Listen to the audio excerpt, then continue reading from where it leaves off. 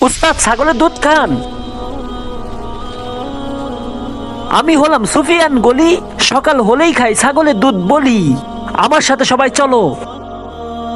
আরে সুফিয়ান গলি এদিকে এসো। হ্যাঁ বল। আরে সুফিয়ান গলি আমি নতুন দোকান দিয়েছি, তুমি তোমার বাড়িওয়ালাকে বলবে আমার কাছ থেকে সদাই নিতে। আরে ভাই তুমি কি জানো না আমার বাড়ি বস্তাকে বস্তা ডাউল লাগে, বস্তাকে বস্তা চাউল লাগে, বস্তাকে বস্তা মাংস লাগে। এত টাকার খাবার তো তোমার দোকানেও না।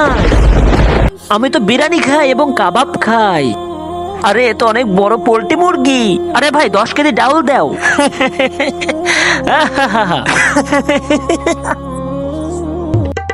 আরে একটা কথা বলো, 10 কেজি চাউলে তোমার কি হবে? তোমার ঘরে তো 8 জন লোক আছে। আরে পাগল তুই হাসতেছিস কেন? এ তো তোর আম্মু বলেছে। আর তোকে ঘরে তো 14 জন লোক।